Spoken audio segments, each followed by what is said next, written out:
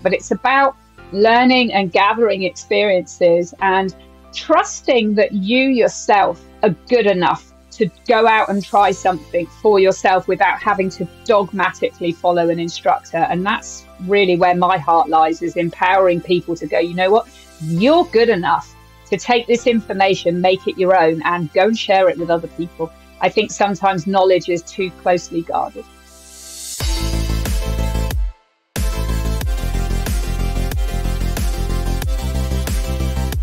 Welcome to Seriously Catherine, a podcast about taking your business seriously, but not yourself.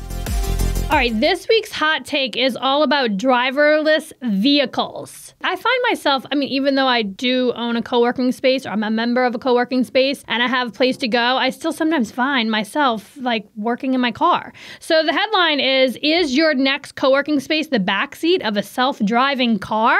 And I have to say, this is very, very interesting to me. Like riding in your car by yourself is moment in time in my life where I have silence, I have solitude, I am with myself. More times than not, I would say I'm just quietly sitting in my car thinking. Really good ideas come to my head when I'm driving in the car quietly with no one bothering me. So I like the idea of a driverless vehicle. I feel like it can give you so much more time in your day, especially if you're a commuter, if you have to drive to work every day and you have that time where it's not wasted. You could actually be working. I know a lot of people listen to podcasts while they're in the car. So if you're not a commuter, it's you gotta find that time somewhere else. In TV shows, high-powered executives sit in the back of black Escalades taking important business calls while their chauffeurs navigate city streets. Now picture that, but without the chauffeur. Actually make it no driver at all. So we actually saw these in San Francisco last summer, and we saw Waymo vehicles, which are the driverless Ubers, essentially. And I believe they're rolling out in Los Angeles and Las Vegas, major cities that will allow driverless vehicles on the road. I don't think New York State has allowed this yet, so I don't think we're going to get them anytime soon, but this is a milestone. Sometimes I'm a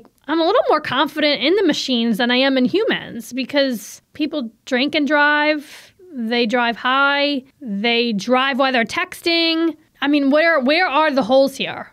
So big names are behind this, Volvo, Audi, Cadillac, BMW, and Mercedes-Benz have recently leveled up their automation capabilities. So we got major auto brands are dabbling in this technology, which is really exciting. Let's just face it. Right now, all the rage is electronic cars. That's my hot take. So I don't know what this is. I don't know if this is a hot take. I don't know if this is a Saratoga thing, but this morning was signups for the City of Saratoga Springs Rec Center summer camp program.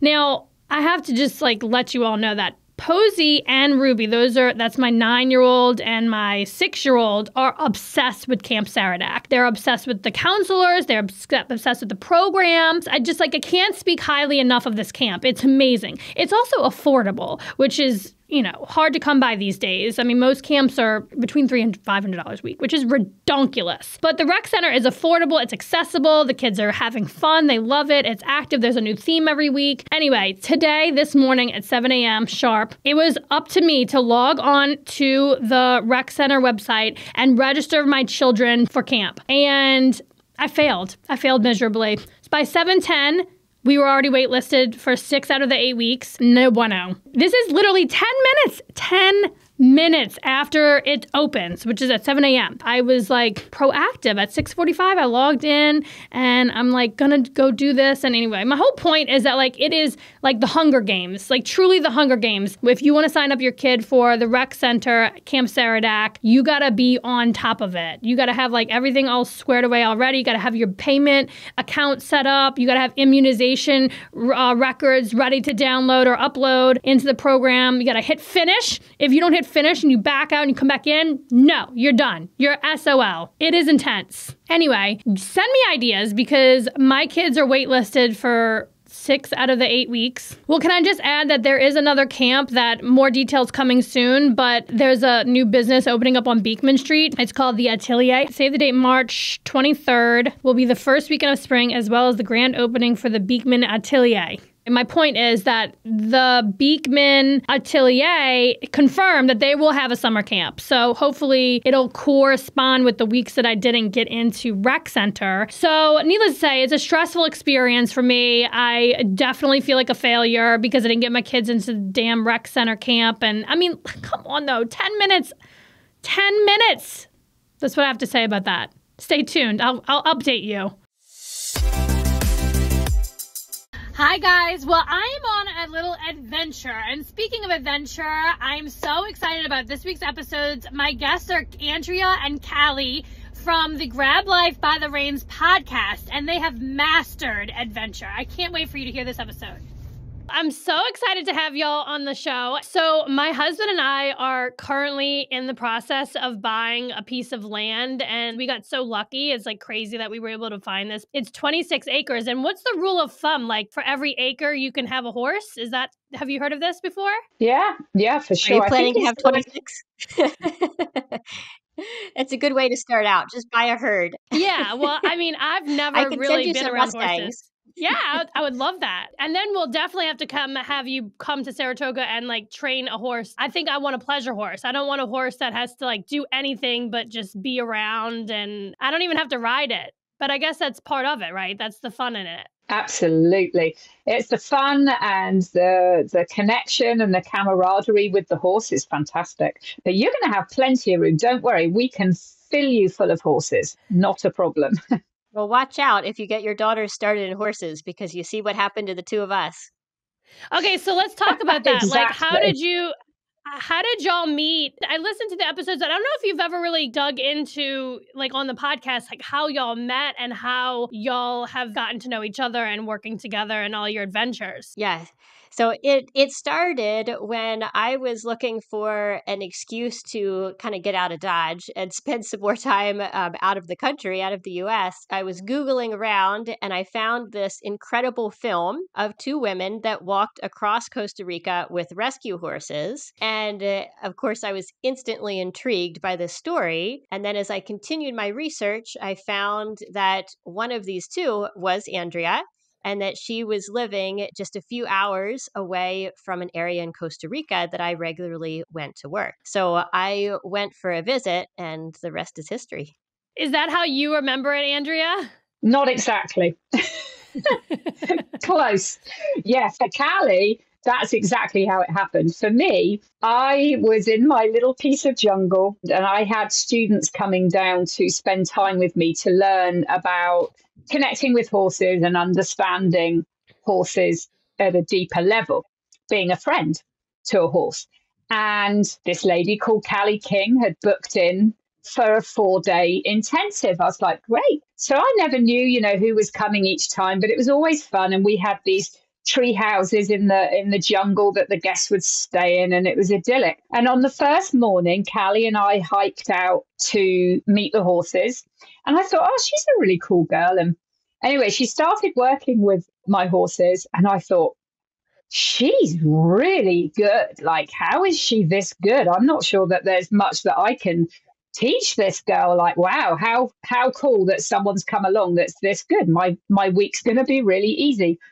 And she was on my horse, and I took this beautiful picture of her, which of course I put on my social media. I was like, she looks so good on my horse, I'm going to use this.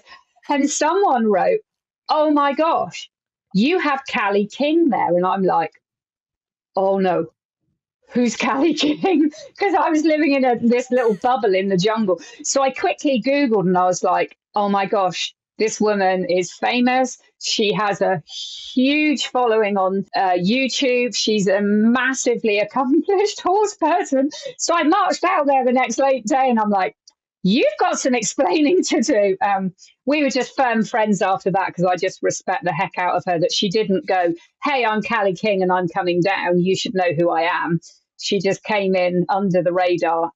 She gave herself away in two minutes because of how good she was with horses. But it was kind of funny when someone was like, no way. I was like, oh, gosh, I've missed something here. So, and we've been firm friends ever since. For the record, I learned a lot those 4 days. Okay, so I want to talk about this because, well, two things. First of all, when I moved from New Orleans to Saratoga Springs, I had never been around horses or didn't even really understand any of that industry. And I started working for a store on Broadway called the Saratoga Saddlery. And the owner was from Australia, and he had it's called like Outback Clothing Company and shoes and stuff. Anyway, I was like immersed into the horse industry, and horse people, they're a different breed of people from what I've met. The ones that I've met are very humble. I'm not talking about the horse track people. I'm not talking about like horse racing people, because they are a different breed of people. But I'm just talking like your general horse industry people. They're so humble, and they are just the most kind type of, environment that I found myself in when I was like out of nowhere, didn't know anybody in this town. I would go to horse shows and sell leather seal, and I just like loved being immersed in this whole community and industry. It was so remarkable and just fascinating to me, like a whole new world, that I didn't even know existed. So that was like one point I wanted to make. The other point is that the notion that you had to get out of Dodge, and you had to kind of, I don't know if you were escaping or anything like that, but what a great sort of like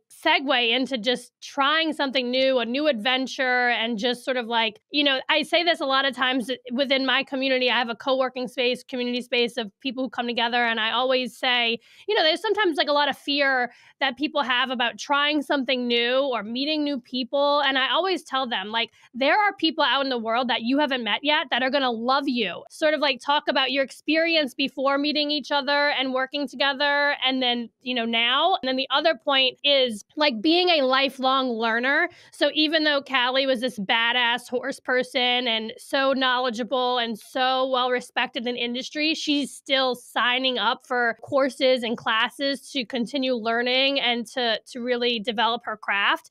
And it would be nice for you, Andrea. So we'll go with Callie first about sort of like getting out of your comfort zone and trying new things. Then Andrea, you could tee up on like, I'm sure there's so much new skills and things that you can just constantly be learning and adventuring together. At first, horses in my life have not only been a huge source of joy and the passion, and horses, they are my life, but also they have been an incredible excuse to do all of the crazy things that I want to do and make it sound somewhat reasonable to the outside world. So, for example, when I wanted to spend more time in Costa Rica, I decided that I was going to go start doing riding tours in Costa Rica, and then go spend time with Andrea and make more friends there around horses. When I decided to move to Mexico, I said I was going to Mexico to train for the Mongol Derby, to train on endurance horses in Mexico. So it's always true. I always go and do those things, but I'm a little bit sneaky sometimes at using the things that I want to go do with horses as also an excuse to just go make big life changes. But to answer your question and to speak to the idea of continually learning, I love the concept called beginner's mind, that whenever we can go into something, but also do something that maybe we know quite well and we've done for a long time, but we can keep that concept of beginner's mind, we can be open to so many new opportunities and so many new ways of doing it that we don't get stuck in a rut. I think we've all worked with people in any kind of field or craft that they're doing it well, but they're doing it like their mother did and like their grandmother did, and they're continuing a lineage of a tradition. And there's a beauty in that, but there also can then be a stuckness in that, where there's not a bringing in of new learning and new ideas. And I've always loved being able to try to keep both, to honor old traditions. And in horse training and working with horses, there's so many beautiful classical old traditions, but there's also so much new that people are bringing in from different fields that science is showing us about behavior, and that people like Andrea, through her exploration and her experiences of, doing the trek and just having all kinds of amazing life experiences, can give. So I'm always wanting to learn and striving to keep that beginner's mind, even with the things that I do know pretty well, or, at least I've spent a lot of time doing, but I still can learn right alongside the beginners. Yeah, I love that. Andrea, do you want to add anything? Yeah, I totally agree with everything that Callie's just said. And I think especially Well, it's not just with horses, it's with everything. There's so many layers in things that when you're a professional in something, as Callie is, as I am, and professionals in any field, it's really easy to go, I really know my craft, I know my job. But horses, every single horse you meet is different. Every single horse has something to teach you.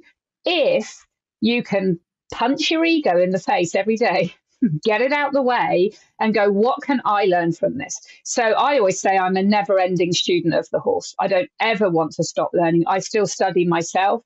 I seek out people who I admire and try and learn from them. But it's also about, I don't want people to necessarily come and learn from me. And I feel that Callie feels the same with her students and then just dogmatically follow our system. I always say to people, think about it as baking a cake. Travel the world or the internet world or the instructor world, learn as much as you can from everyone you come into contact with and take all of those ingredients, use the ones that work for you and make yourself a cake. And try new flavors, try new cake, change it all the time. And that's not meaning, you can see sometimes people that ping pong all over the place and they don't stick to anything, but it's about learning and gathering experiences and trusting that you yourself are good enough to go out and try something for yourself without having to dogmatically follow an instructor. And that's really where my heart lies, is empowering people to go, you know what, you're good enough to take this information, make it your own and go and share it with other people. I think sometimes knowledge is too closely guarded. Oh my God, yes. I'm like about to cry because it is so applicable to everything in life. And I sort of feel like, once you have a passion and you know what you want to do with your life, I think a lot of times people don't know what they want to do. They're like, well, I don't know what I like. I don't know what I'm good at, or they only want to do what they are good at, which is total bullshit. But it's like, I remember feeling that way when I was just like, you know what? I don't even know what I want to do. I don't know what I want to do. I remember I used to tell people all the time, like, I like to show people a good time. I like to party, but like I can't be passionate about that.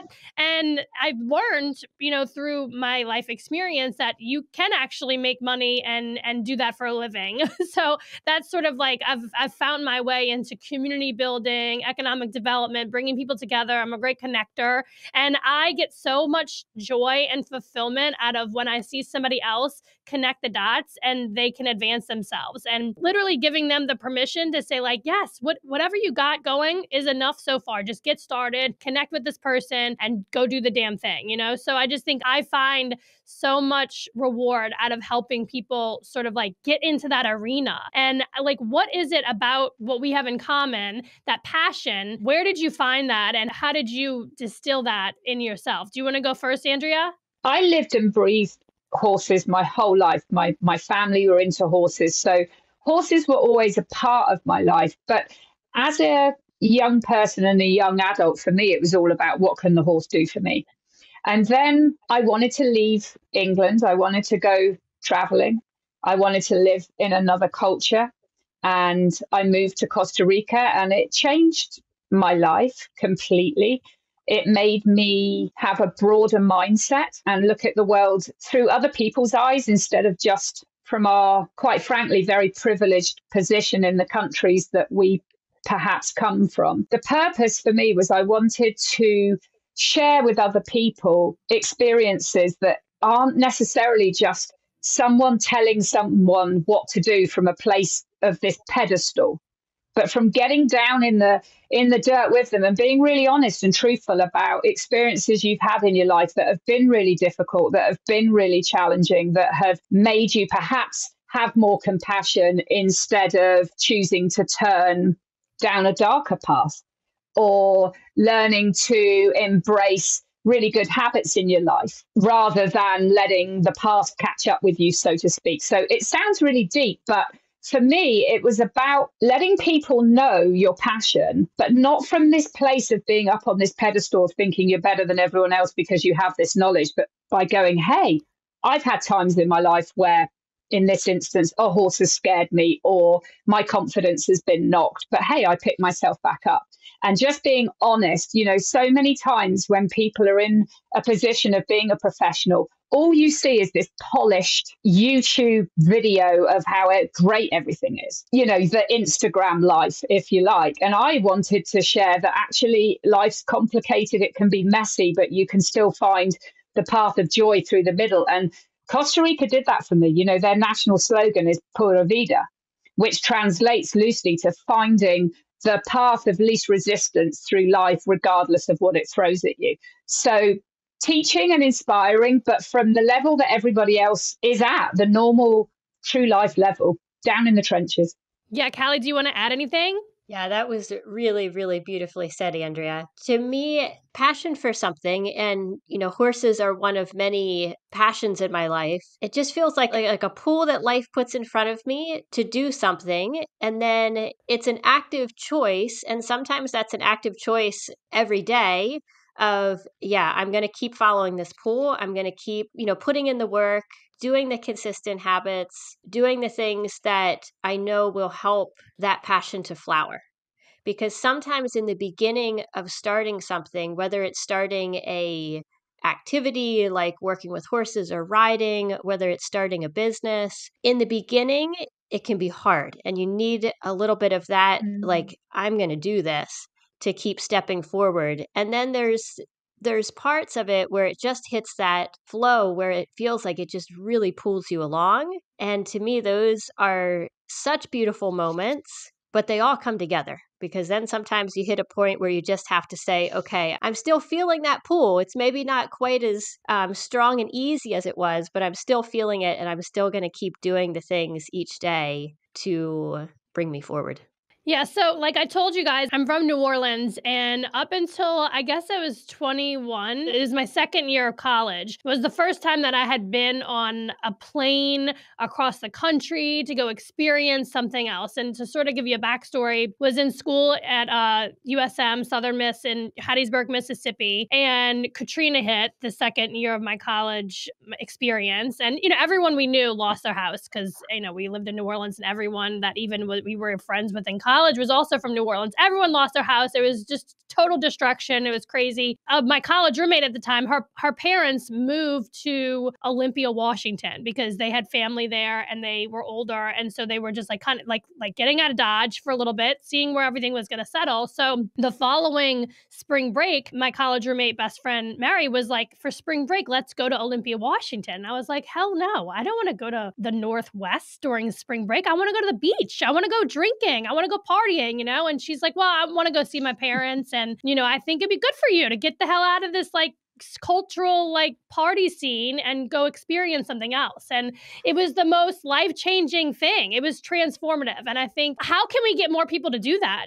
Because I think back on a lot of people in my life that have never left New Orleans. They have no desire to try anything new. They have no desire to challenge themselves in a way that will transform them. And I think maybe there's some fear there. Maybe they just don't know what they don't know. And I get so frustrated because I'm like, you don't understand how incredible of an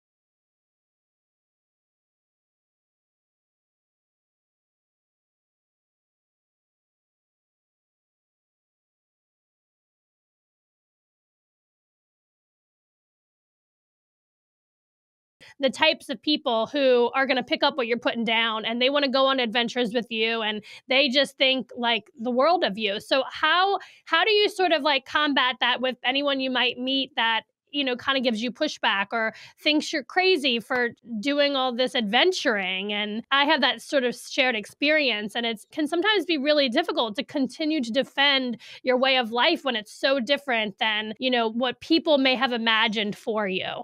I'm probably not the best person to answer this because I'm the girl that sat on a beach in Costa Rica swigging rum out of a plastic bottle and went, wonder what happens if we just don't go home. My husband and I sat and watched our aeroplane fly over our head, and we stayed in Costa Rica for 18 years. But I think the main thing is, and I'm going to refer back to horses again. You know, when I first went to Costa Rica, I had this dream that I was going to inspire all these people to not treat their horses like crap. And I suddenly realized, you know what, nobody cares what I have to say. Nobody's particularly paying attention. But you can lead by example, and everybody's journey is their own. You know, you can tell people that what you're doing is great, but you know, how do you know what an apple tastes like unless you bite it? So my thing was just to lead by example, do my thing. And then the people that are interested will start to ask questions.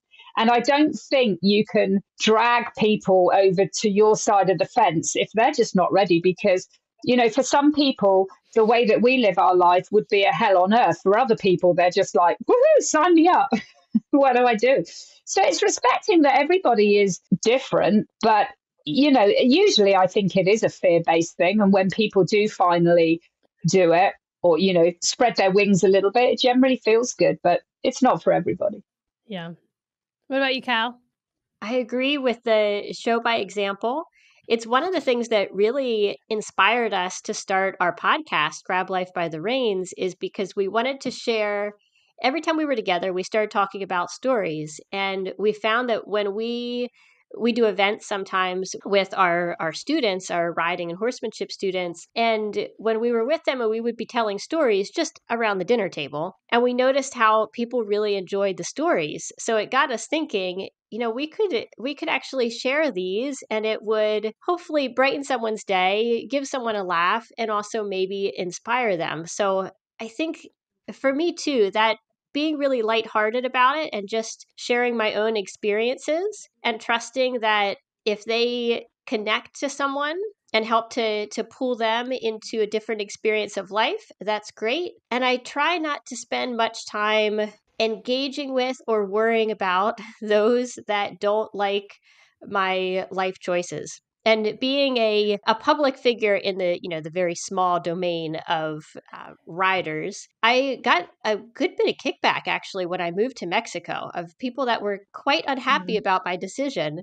And I did my best just to ignore it. I would respond to people, but I didn't take it on, and I didn't get into dialogues of defending what I was doing.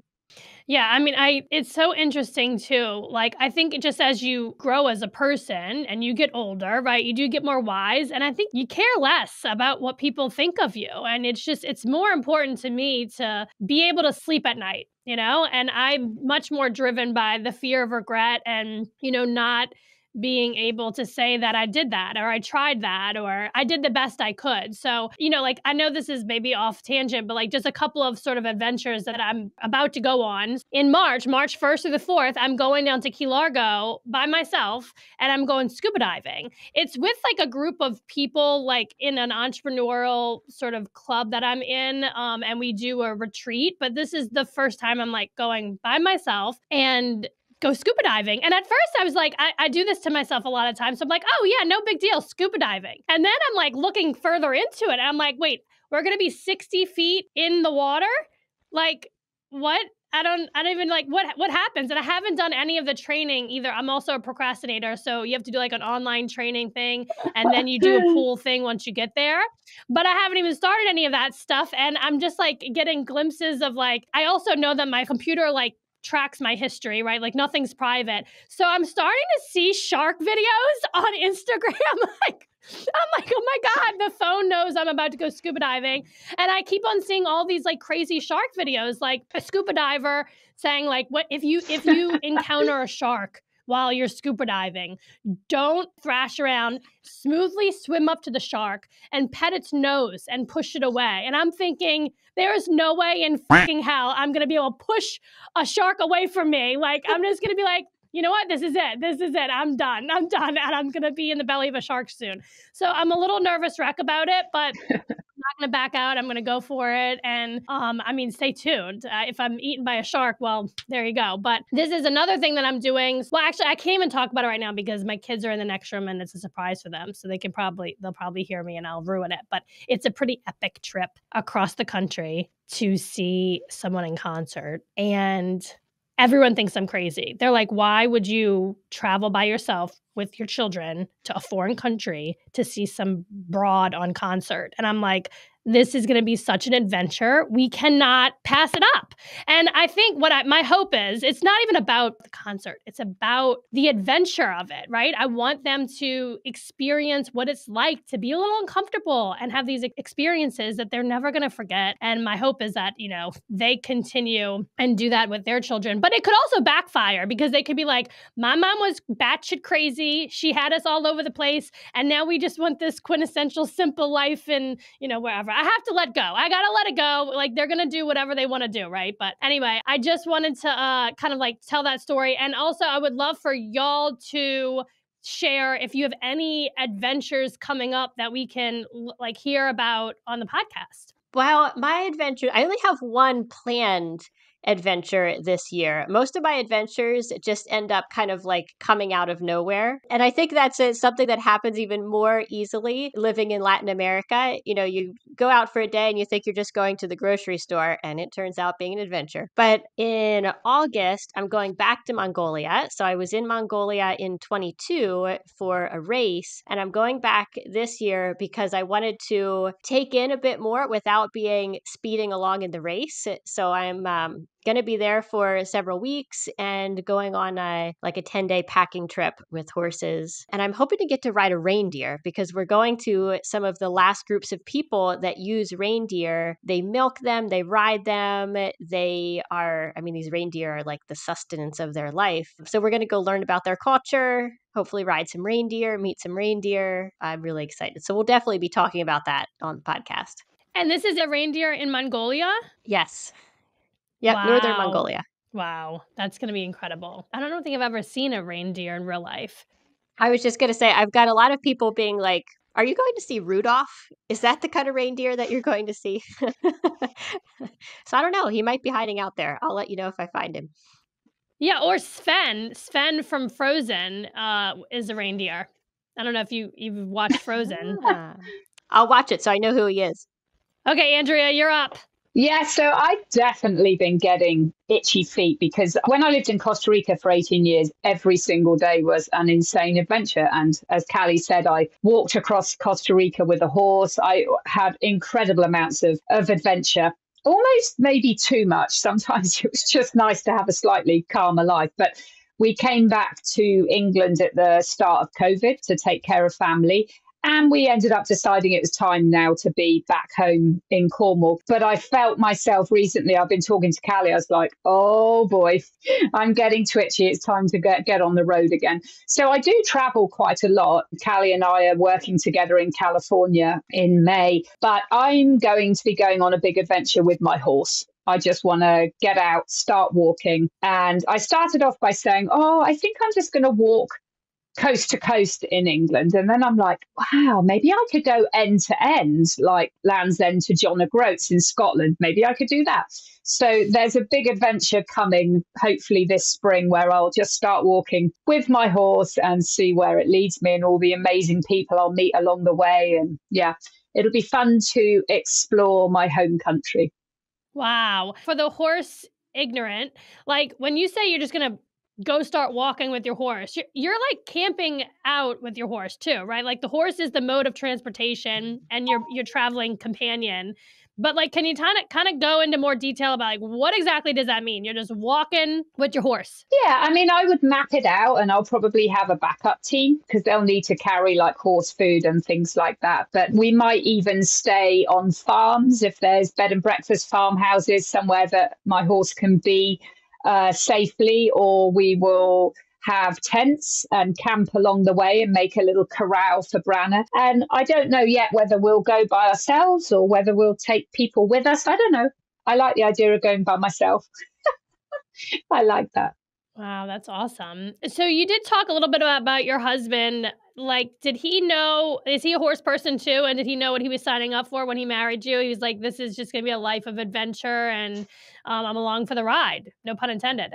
Well, to be honest, he was the adventure man because he's a surfer and he traveled the world every single winter. He would work where we are is quite seasonal in Cornwall. There's a lot of tourist business. And, we met when I was 23, so we were quite young, but he spent his sort of teenage and early adult years working all summer, saving all his money and then traveling the world. So he literally went on every continent surfing. So it was me that needed to be dragged into the adventure side of things, but he always knew that horses were playing a part. But now when I say to him, I've got this feeling I want to go on an adventure, you can just see him going, oh boy, where are you going to end up? I mean, Callie and I have talked about really crazy ideas of like, let's go somewhere in America and get Mustangs and ride them to Mexico. And my husband, who would be the backup crew, and Callie's boyfriend, Danny, I think are a bit like, there's limits to this adventure. Like, let's not be too crazy. So, yeah, it's like the tables turned a little bit.